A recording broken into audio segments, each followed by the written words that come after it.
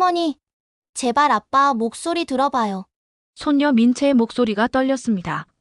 민채야, 무슨 일이니? 그때 민채의 스마트워치에서 나온 사위 도경이와 딸 지안이의 목소리에 온몸이 얼어붙었어요. 늙은이 약에 계속 섞으면 치매인 줄 알 거야. 민채 앞에서는 그런 얘기하지 말자. 아이가 저를 꼭 안았습니다. 최근 들어 내가 매일 먹는 수면제 맛이 이상해졌다 생각했습니다. 더 쓰고 먹고 나면 머리가 순간적으로 흐릿해져요. 기억도 가물가물해지고요. 처음엔 나이 탓이라고 생각했습니다. 그런데 내가 믿었던 딸과 사위가 나를 치매 환자로 만들어 내 재산을 빼앗으려 했던 겁니다. 그 순간 저는 결심했습니다. 저와 손녀 민채를 지켜내기로요. 이야기 시작 전에 먼저 구독과 좋아요 눌러주세요. 정말 큰 힘이 됩니다. 저는 이윤정입니다. 올해 58살이죠. 보건소에서 간호팀장으로 일한 지 벌써 15년째입니다. 남편과 헤어진 지 10년이 넘었으니 홀로 사는 삶에도 익숙해졌습니다. 매일 아침 6시에 일어나서 혈압약과 수면제를 정확히 복용하고 저녁 9시에는 잠자리에 듭니다. 규칙적인 생활이 건강의 비결이라고 늘 환자들에게 말하는데 저 자신도 그렇게 살고 있어요. 그날은 일요일이었습니다. 딸 지안이네 집에 갔죠. 사위 도경이 요즘 중고차 매매를 다시 시작한다고 해서 격려차 찾아간 거였어요. 현관문을 열자 8살 민채가 뛰어나왔습니다. 할머니 왔어? 응, 민채야. 어서 와요 하고 인사해야지. 평소 같으면 활짝 웃으며 안겼을 텐데 오늘은 뭔가 달랐어요. 민채가 제 손을 꼭 잡더니 현관 안쪽을 힐끗 보고는 제게 가까이 다가왔습니다. 할머니, 신발 벗고 들어와요. 신발을 벗는데 민채가 제 귓가에 바짝 다가와서 작은 소리로 속삭였어요. 할머니, 조금 있다가 집에 가세요. 빨리요. 순간 등골이 서늘해졌죠. 아이가 이런 말을 할 리 없는데. 민채 표정이 너무 진지했어요.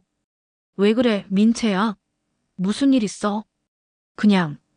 아빠가 무서운 아저씨들이랑 전화해요. 빨리 가세요. 아이가 제 손을 꼭 잡고 있었습니다. 손바닥에 땀이 났더라고요.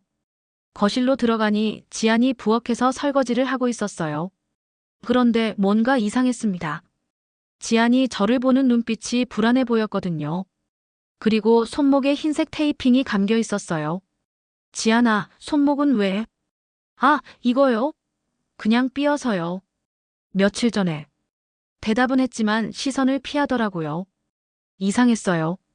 도경은 베란다에 나가 있었습니다. 누군가와 통화 중이었죠. 베란다 문이 조금 열려 있어서 목소리가 들렸어요. 공증은 오늘 말고 내일로 하자. 아직 준비가. 공증이라는 단어가 귀에 들어왔습니다. 무슨 공증을 하려는 걸까요? 평소 같으면 차라도 한잔하고 갔을 텐데 민채 말이 자꾸 머릿속을 맴돌았어요. 아이가 왜 그런 말을 했을까? 그래서 일찍 일어났습니다. 벌써 가세요? 도경이 베란다에서 나와 물었어요. 왠지 안도하는 표정이었습니다.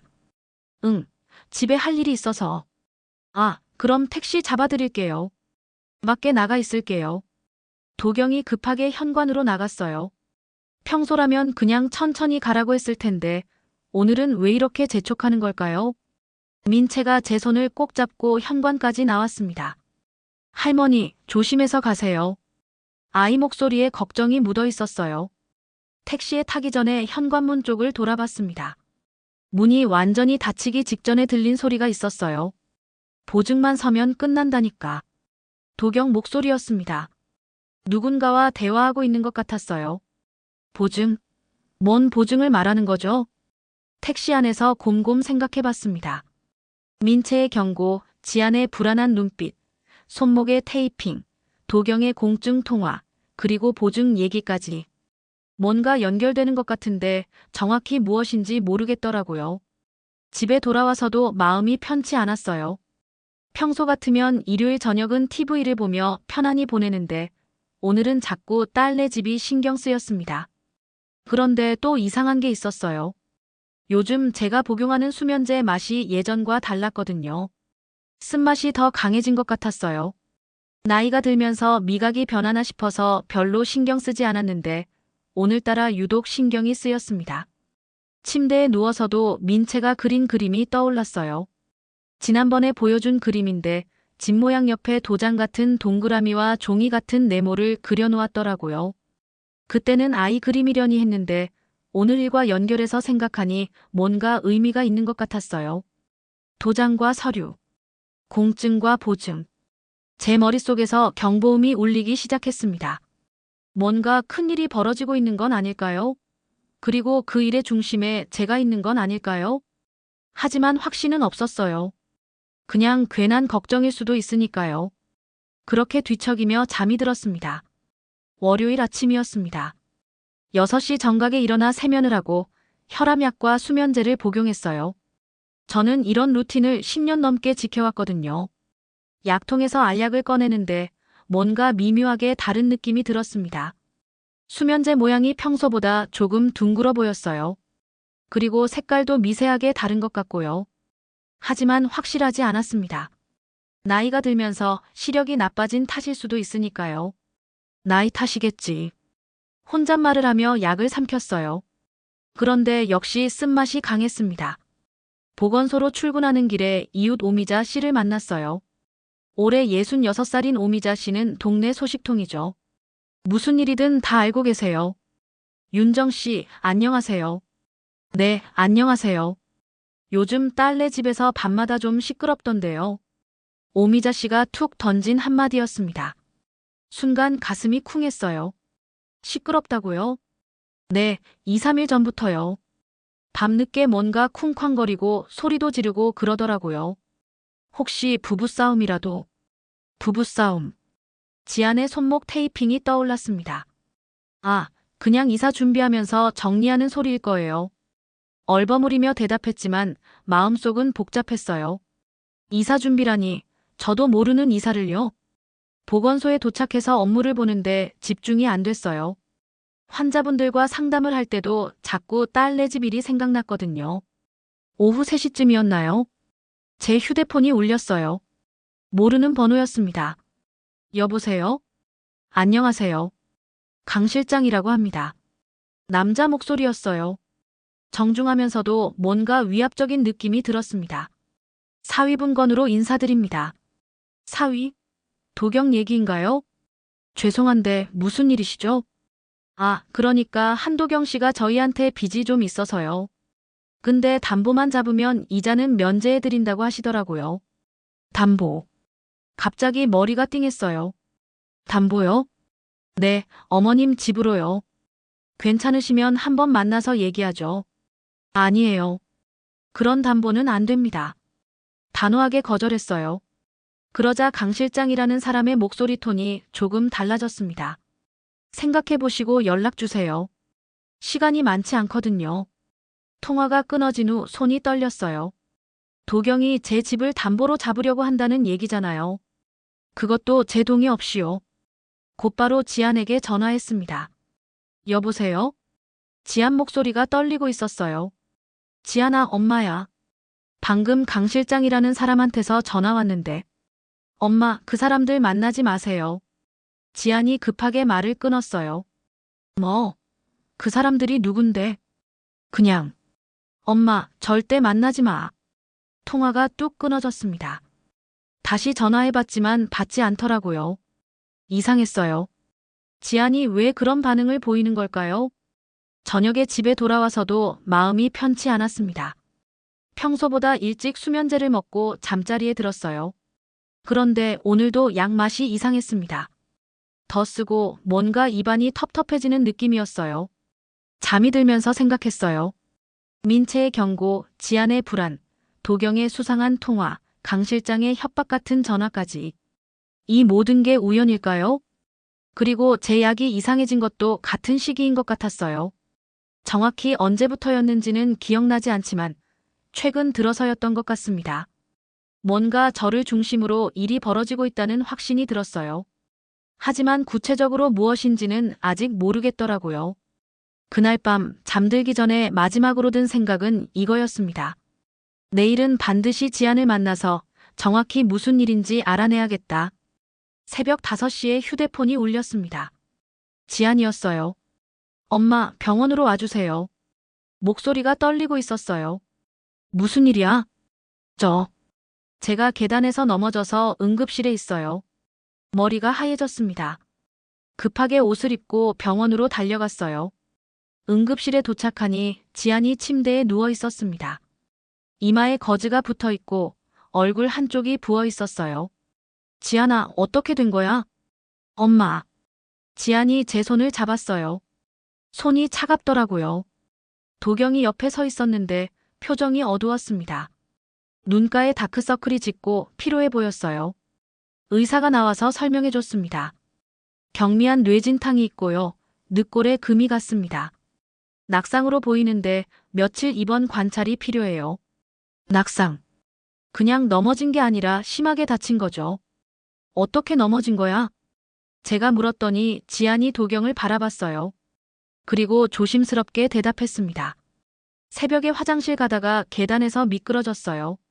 미끄러졌다고. 뭔가 석연치 않았어요.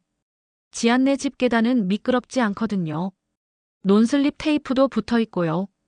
저는 도경을 의심스럽게 바라봤습니다. 혹시 도경이 지안을 밀친 건 아닐까요? 어제 오미자 씨가 말한 시끄러운 소리도 그래서였을까요? 도경 씨, 정말 그냥 넘어진 거예요? 제 목소리에 날이 서 있었나 봅니다. 도경이 당황하는 표정을 지었어요. 어머님, 저는 그때 자고 있었어요. 지안이 소리 질러서 깬 거예요. 그럼 왜 어제 강 실장이라는 사람이 제게 전화한 거죠? 제 집을 담보로 잡겠다면서요. 도경 얼굴이 하얘졌어요. 지안이 깨어났습니다. 의식이 또렷해 보였어요. 엄마, 괜찮아요. 괜찮기는 이렇게 다쳤는데. 정말 제가 미끄러진 거예요. 도경 오빠가 때린 거 아니에요. 지안이 제 팔을 잡고 간절하게 말했어요. 우리가 싸우긴 했어요. 비 때문에. 근데 제가 말리다가 발을 헛디딘 거예요. 정말이에요. 지안의 눈에 눈물이 고였습니다. 그제야 제가 성급하게 판단했다는 걸 깨달았어요. 도경이 지안을 때렸다고 생각한 건 제 추측이었거든요. 미안해, 도경 씨. 괜한 의심을 했네요. 도경이 고개를 저었어요. 아니에요, 어머님. 이해해요. 지안이가 다쳐서 저도 많이 놀랐거든요. 하지만 마음 한구석에는 여전히 의심이 남아 있었어요. 지안의 손목 테이핑, 집안에 깨진 접시들이 눈에 밟혔거든요. 어제 민채방에서 본 건데 바닥에 접시 조각들이 있었어요. 지안아, 집에서 뭔가 깨진 거 있지? 지안이 잠깐 망설이더니 대답했어요. 컵 하나 깨트린 거예요. 설거지하다가. 그래. 그럼 손목은 왜 다쳤고? 그때 조각에 베인 거예요. 설명은 되는 얘기였어요. 하지만 뭔가 억지스러운 느낌이 들었습니다. 병실에서 나와 복도에 서 있는데 도경이 다가왔어요. 어머님, 정말 죄송해요. 제 일로 이런 일이 생겨서. 무슨 일인지 정확히 얘기해 줄 수 있어요? 도경이 한숨을 쉬었어요. 중고차 매매하면서 실패를 좀 했어요. 그래서 빚이 생겼고요. 그 사람들이 담보를 요구하는 거예요. 얼마나 빚이 있는데요? 2천만 원 정도요. 2천만 원. 적은 돈은 아니지만 제 집을 담보로 잡을 정도는 아니었어요. 그럼 천천히 갚으면 되잖아요. 왜 제 집까지? 그게 이자가 너무 높아서요. 하루에 50만 원씩 붙어요. 하루에 50만 원? 그럼 한 달이면 1,500만 원이 더 붙는다는 얘기잖아요. 그런 고리대금업자한테 돈을 빌린 거예요? 도경이 고개를 끄덕였어요. 이제야 상황이 좀 보였습니다. 도경이 사채에 손을 댔고 그들이 제 집을 담보로 요구하고 있는 거죠.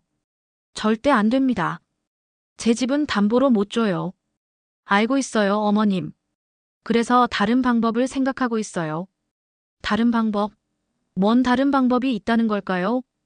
그때 지안이 간호사와 함께 검사를 받으러 가더라고요. 저는 병원 로비에서 기다렸어요. 기다리면서 생각해봤습니다. 도경의 설명대로라면 이건 단순한 사체 문제였어요. 하지만 뭔가 더 복잡한 게 있는 것 같았습니다. 민채의 경고, 도경의 공증 통화, 강 실장의 전화까지. 이 모든 게 단순히 담보 설정 때문일까요? 그리고 제약이 이상해진 것과도 관련이 있을까요? 아직 확신은 없었지만 뭔가 더 큰 그림이 있다는 느낌이 들었어요. 지안이 입원한 사흘 동안 저는 매일 병원을 오갔습니다. 그런데 집에 돌아올 때마다 뭔가 달라진 느낌이 들었어요. 미묘한 변화들이었습니다. 약통 위치가 조금 다르다거나 부엌 싱크대 위가 평소보다 깨끗하다거나요. 혹시 도경이 왔나 싶어서 물어봤는데 지아는 병원에서 나온 적이 없다고 했거든요. 그리고 수면제 맛이 더욱 이상해졌어요. 쓴맛이 강해지는 건 그렇다 치더라도 먹고 나면 입안이 텁텁하고 머리가 흐릿해지는 느낌이었습니다. 목요일 오전이었어요. 집 청소를 하다가 화장실 쓰레기통을 비우는데 이상한 게 들어있더라고요. 하얀 가루가 묻은 티스푼이었어요. 제가 사용한 적이 없는 스푼이었습니다. 그리고 그 가루는 뭔지 모르겠지만 약 냄새가 났어요. 더 찾아보니 수면 유도제 빈 포장지도 있었습니다. 제가 복용하는 수면제와는 다른 제품이었어요. 가슴이 철렁했습니다. 누군가 제 약에 다른 걸 섞었다는 얘기잖아요. 바로 보건소로 갔어요.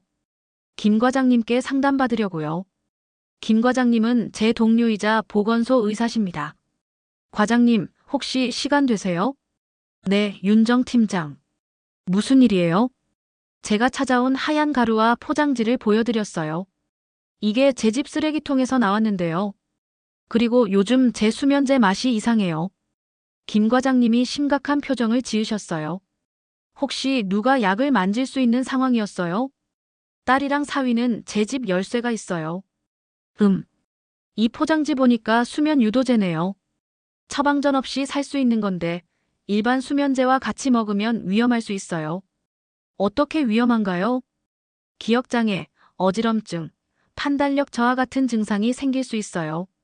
심하면 의식을 잃을 수도 있고요. 기억장애, 판단력 저하. 순간 소름이 돋았어요. 누군가 의도적으로 제 정신을 흐리려고 한다는 얘기잖아요. 과장님, 혹시 이런 증상이 있으면 어떻게 보일까요? 다른 사람 눈에는요. 인지 능력이 떨어진 것처럼 보이겠죠. 건망증이 심해지고 판단력이 흐려지고요. 치매 초기 증상과 비슷할 수도 있어요. 치매, 인지 능력 저하. 그제야 전체적인 그림이 보이기 시작했어요. 저녁에 집에 돌아와서 곰곰 생각해봤습니다. 누군가 제 약에 수면 유도제를 섞어서 제 정신을 흐리게 만들고 그 상태에서 뭔가를 하려는 것 같았어요. 담보 설정. 아니면 더 큰 뭔가. 그때 휴대폰이 울렸어요. 도경이었습니다. 어머님, 지안이가 내일 퇴원해요. 그래요? 다행이네요. 그런데 어머님, 시간 되시면 오늘 저녁에 한번 뵈어도 될까요? 담보 얘기 말고 다른 방법이 있을 것 같아서요. 다른 방법? 갑자기 궁금해졌어요. 무슨 방법인데요? 전화로는 설명이 어려워서요. 잠깐만 뵈어도 될까요? 도경 목소리에 간절함이 들어있었어요. 그럼 우리 집으로 와요. 네, 감사합니다. 통화를 끊고 나서 생각해봤어요. 도경이 말하는 다른 방법이 뭔지, 그리고 제 약에 뭔가를 섞은 게 도경인지 확인해봐야겠다고요. 저는 약통을 새로 준비했어요. 평소 먹는 약들을 새 약통에 넣고 겉면에 작은 스티커로 봉인 표시를 했습니다. 누군가 만지면 바로 알 수 있도록요. 그리고 부엌 선반 위에 작은 카메라를 설치했어요.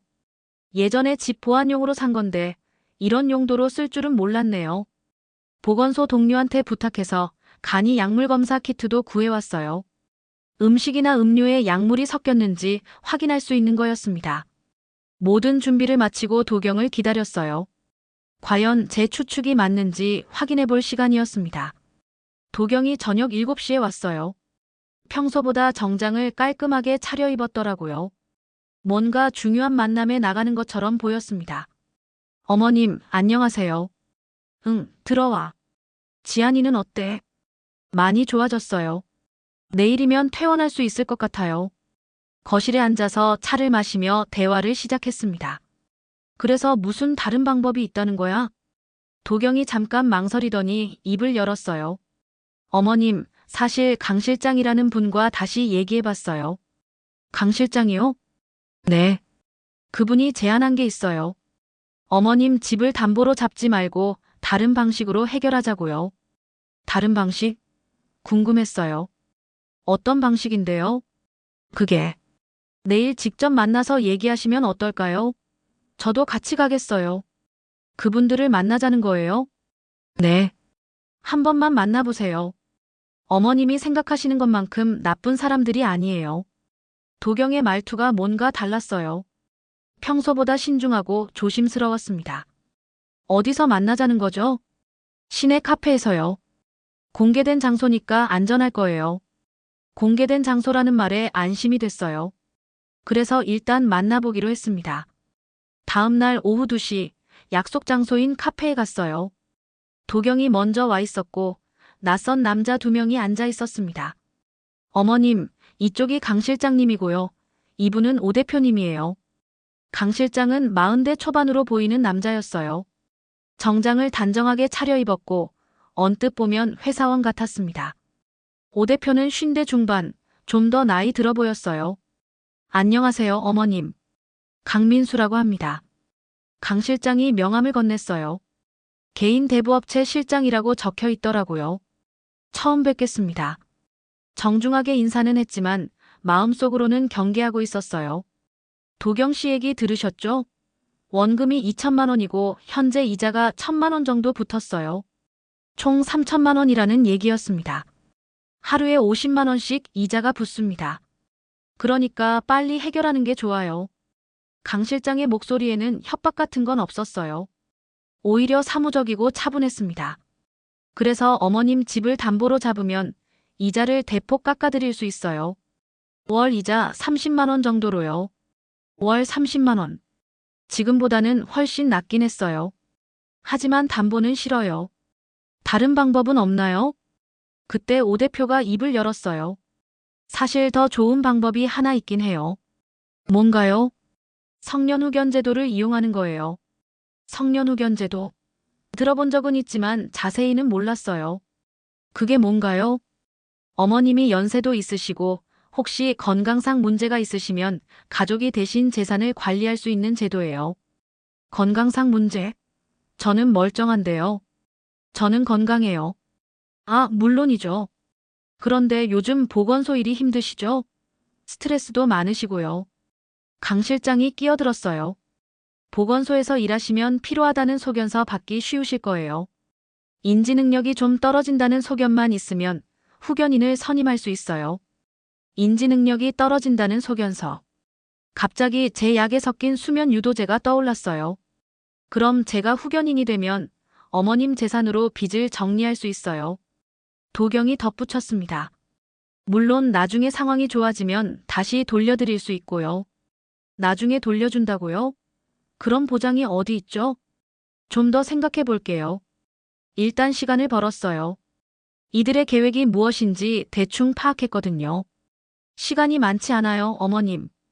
이자는 계속 붙고 있거든요. 강 실장이 시계를 보며 말했어요. 내일까지 답을 주시면 어떨까요? 내일까지. 너무 성급했어요. 카페에서 나와 집으로 돌아오는데 마음이 복잡했습니다. 성년후견 제도를 이용해서 제 재산을 가져가려는 계획이 확실해 보였어요. 그리고 그 계획의 핵심은 제가 인지 능력이 떨어진다는 소견서를 받는 것이었습니다. 집에 도착하자마자 민채가 뛰어나왔어요. 할머니, 이거 봐요. 민채가 스마트워치를 보여줬어요. 뭐야 이게? 엄마 아빠가 싸우는 소리 녹음했어요. 녹음이라고요? 민채가 언제부터 이런 걸 했을까요? 들어봐요. 스마트워치에서 소리가 나왔어요. 보건소에서 근무하면 피곤하다는 소견 받기 쉬워. 인지 능력이 안 좋다는 서류만 있으면 후견인 선임된다니까. 도경 목소리였어요. 민채 앞에서는 그런 얘기하지 말자. 지안의 떨리는 목소리도 들렸습니다. 모든 퍼즐이 맞춰졌어요. 도경과 강 실장, 오 대표가 공모해서 저를 속이려는 계획이었습니다. 제약에 수면 유도제를 섞어서 인지 능력이 떨어진 것처럼 만들고 성년후견인을 선임해서 제 재산을 가져가려는 거였어요. 그리고 지안도 처음엔 몰랐지만 나중에는 알고 있었던 것 같았습니다. 민채야, 이 녹음 언제 한 거야? 이틀 전이요. 아빠가 무서운 아저씨들이랑 전화하는 소리도 있어요. 민채가 다른 파일을 재생했어요. 내일 공증 예약해놨어. 소견서는 이번 주 안에 받을 수 있을 거야. 후견인 선임되면 바로 처리하자. 시간 끌면 들킬 수 있어. 완벽한 증거였어요.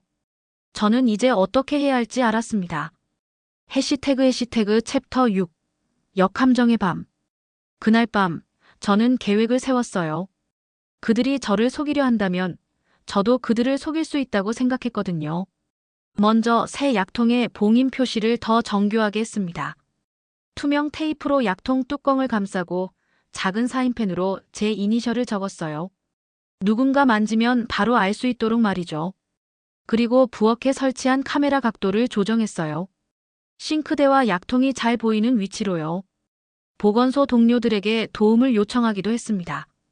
김 과장님께는 간이 약물 검사 키트를 더 받았고 약무팀에서는 수면 유도제의 정확한 성분을 알려줬어요. 모든 준비를 마치고 도경에게 전화했습니다.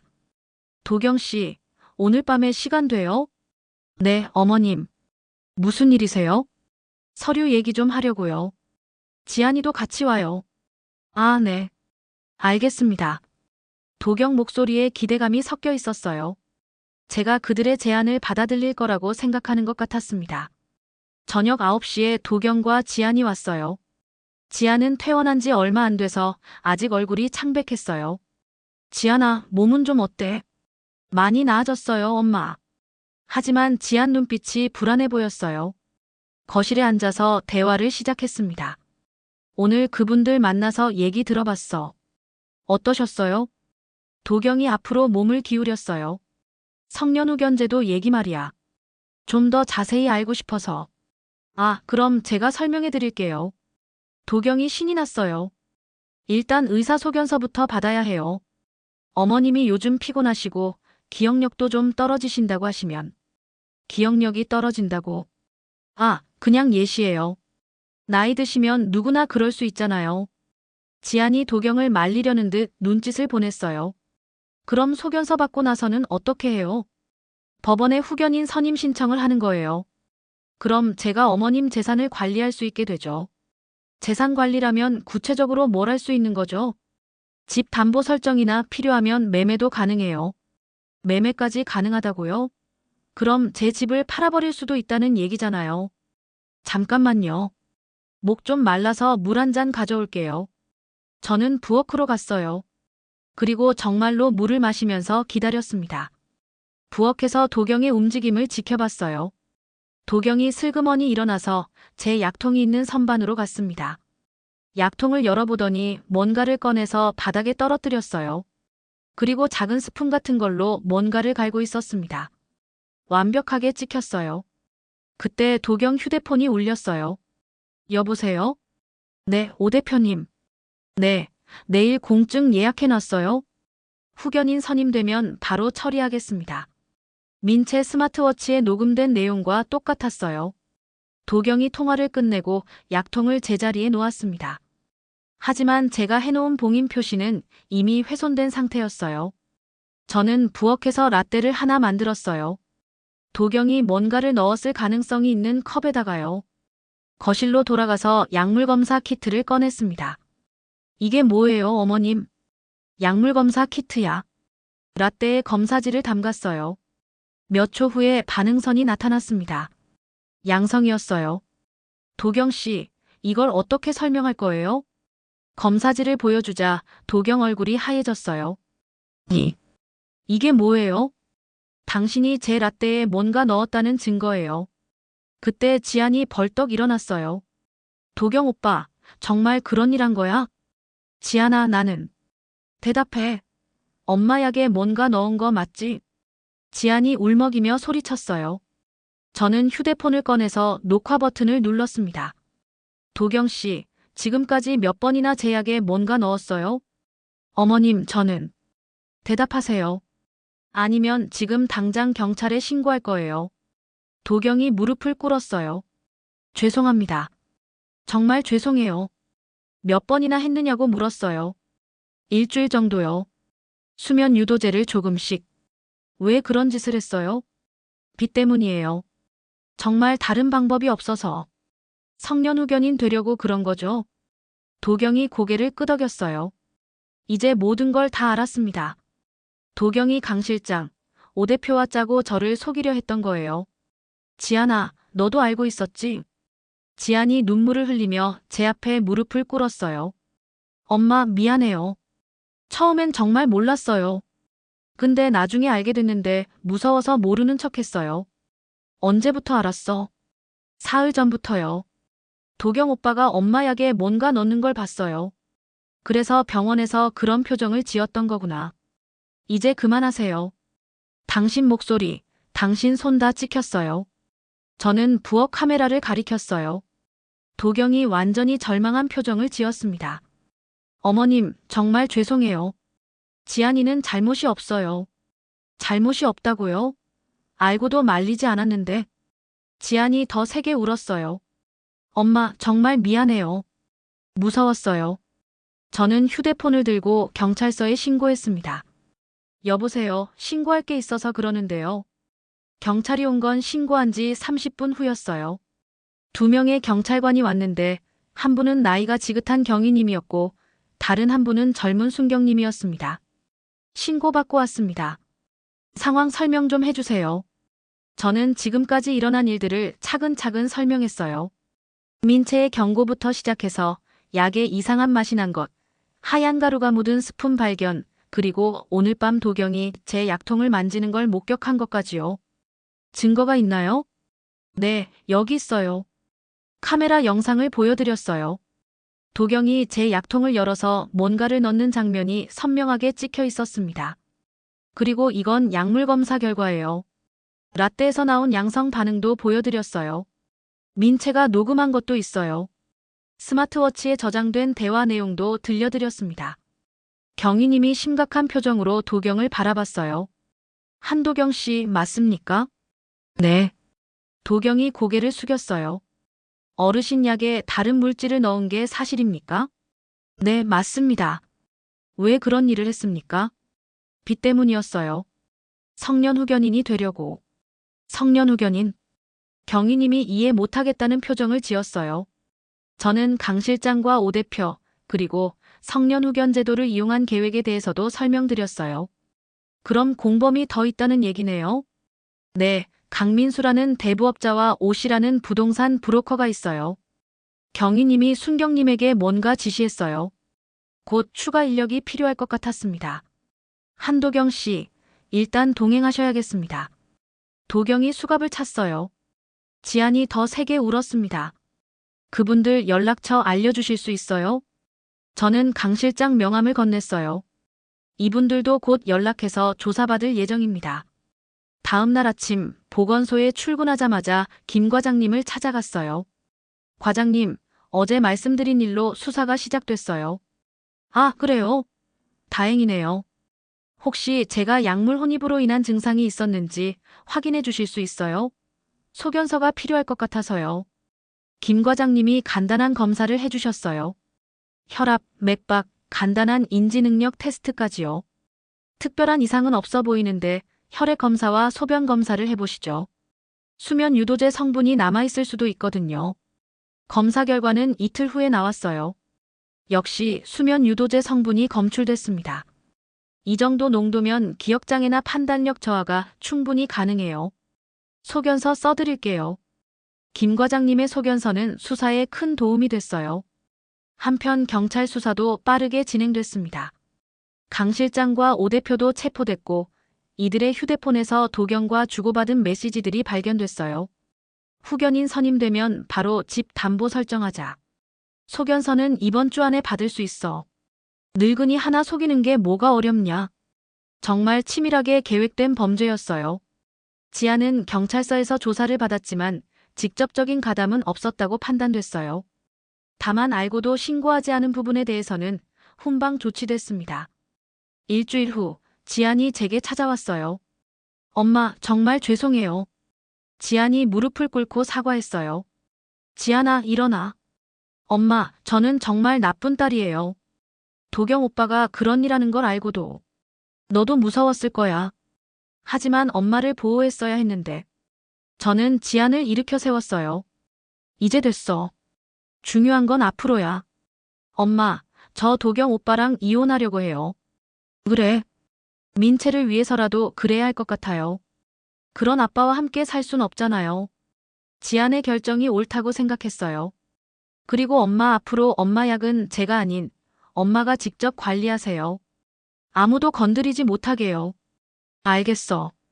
민채도 이제 아빠 없이 살아야 하는데 괜찮을까요? 민채는 생각보다 강한 아이야. 오히려 진실을 알고 안심할 거야. 실제로 민채는 아빠가 체포된 후에도 의외로 담담했어요. 외할머니, 아빠가 나쁜 일 했다며? 응, 그래. 그럼 벌 받는 게 맞지? 맞아. 다행이에요. 외할머니가 다치지 않아서. 민채의 성숙함에 감동했어요. 지안도 채무조정 절차를 밟기 시작했어요. 도경의 빚은 지안 명의가 아니라서 큰 문제는 없었지만 그래도 법적 절차는 필요했거든요. 엄마, 이제 정말 새로 시작하는 기분이에요. 힘들겠지만 우리가 도와줄게. 고마워요, 엄마. 이번 일로 깨달은 게 많아요. 뭘 깨달았는데? 거짓말이 얼마나 무서운지요. 그리고 가족이 얼마나 소중한지도요. 저도 이번 일로 많은 걸 깨달았어요. 아무리 가까운 사이라도 서로를 속이면 안 된다는 것. 그리고 진실을 말하는 용기가 얼마나 중요한지를 말이죠. 해시태그 챕터 8. 새로 여는 아침. 석 달이 지났습니다. 계절이 바뀌어 초여름이 되었어요. 제 일상도 많이 달라졌습니다. 보건소 근무를 주 3일로 줄였어요. 대신 주 이틀은 지역 주민센터에서 돌봄과 약물 안전 소모임을 진행하고 있습니다. 오늘은 가정 내 약물 관리에 대해 얘기해 볼게요. 소모임에는 주로 중장년층 분들이 오세요. 저와 비슷한 연령대이거나 조금 더 나이 드신 분들이죠. 약통은 반드시 본인이 직접 관리하시고 다른 사람이 함부로 만지지 못하게 하세요. 제 경험을 바탕으로 한 조언이었어요. 만약 약맛이 평소와 다르거나 복용 후 이상 증상이 생기면 즉시 의료진과 상담하세요. 참가자 중 한 분이 손을 들었어요. 팀장님, 혹시 가족이 약을 대신 챙겨주는 것도 위험한가요? 꼭 위험하다는 건 아니에요.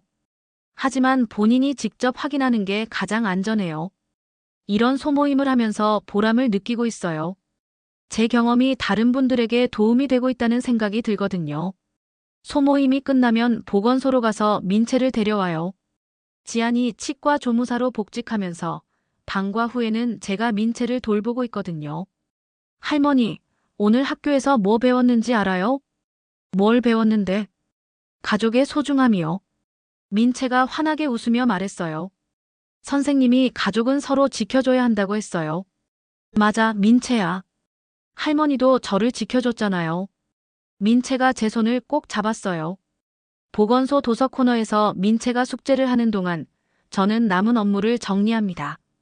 예전보다 여유로운 오후들이에요. 할머니, 숙제 다 했어요. 그래.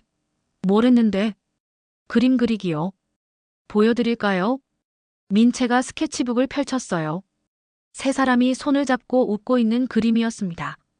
저와 지안, 그리고 민채였어요. 그림 한쪽에는 자물쇠가 달린 약통이 그려져 있었어요. 그리고 서랍 속에 도장이 안전하게 보관된 모습도 있었습니다. 와, 정말 잘 그렸네. 초반에 민채가 그렸던 도장과 서류 그림과는 정반대였어요. 이번엔 모든 게 안전하게 보호받고 있는 모습이었습니다. 할머니, 이제 무서운 일은 없을 거죠? 응, 없을 거야. 약통도 아무도 못 만지죠? 그럼 자물쇠까지 달았는 걸. 실제로 저는 새 약통에 작은 자물쇠를 달았어요. 열쇠는 목에 걸고 다니고 있습니다. 집으로 돌아가는 길에 이웃 오미자 씨를 만났어요. 윤정 씨, 안녕하세요. 네, 안녕하세요. 요즘 딸네 집이 조용하네요. 예전엔 시끄러웠는데. 지안이가 이혼하고 따로 살고 있어서요. 아, 그래요? 그게 나았을 수도 있겠네요. 오미자 씨가 의미심장하게 말했어요. 사람 무너뜨리는 건 빚이 아니라 거짓말이요. 정말 맞는 말이었어요.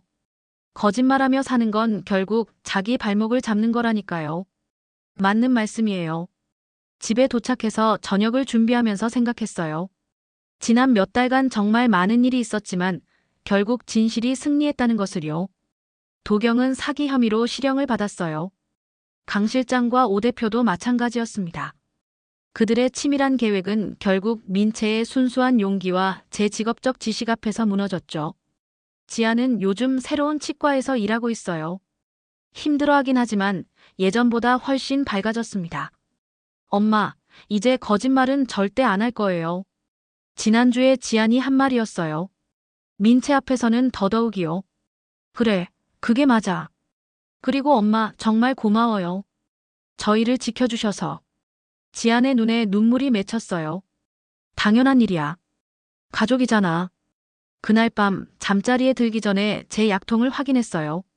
자물쇠가 제자리에 있고 약들도 그대로 있었습니다. 혈압약과 수면제를 정확한 용량대로 복용했어요. 약 맛도 정상이었습니다. 창밖을 보니 지안이네 새 집에 불이 켜져 있었어요. 지안과 민채가 함께 저녁을 먹고 있을 거예요. 피보다 진한 건 끝까지 지키는 마음이었구나. 혼잣말을 하며 잠자리에 들었어요. 이제 정말 평온한 밤들이 계속될 것 같았습니다. 더 이상 약맛을 의심하거나 누군가의 속임수를 걱정할 필요가 없는 밤들 말이에요. 민채의 새 그림처럼 모든 게 안전하게 지켜지고 있는 우리 가족. 이게 바로 제가 원했던 평범하지만 소중한 일상이었습니다. 다음 날 아침에도 6시에 일어나서 규칙적으로 약을 복용할 거예요. 그리고 보건소에 가서 환자들을 돌보고 오후에는 민채와 함께 시간을 보낼 거예요. 간단하지만 진실한 하루하루. 그것만으로도 충분히 행복합니다. 결국 가장 소중한 건 서로를 믿고 지켜주는 마음이었어요. 돈도 담보도 복잡한 계약도 아닌 단순하지만 진실한 사랑 말이에요. 그렇게 저희 가족의 새로운 시작이 되었습니다.